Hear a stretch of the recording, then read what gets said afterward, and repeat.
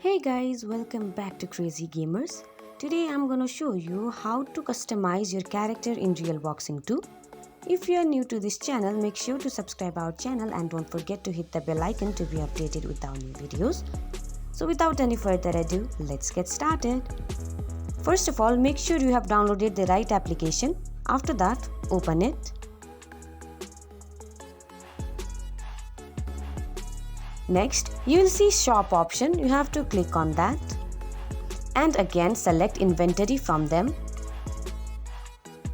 There you will see one option which is in left side of the shop. You have to click on that and there you can see various options from which you can customize your profile.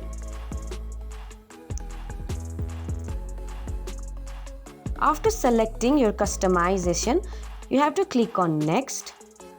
This is how you can customize your profile in Realboxing 2. I hope you find this video very helpful. If so, don't forget to give us a big thumbs up and we'll see you in next video.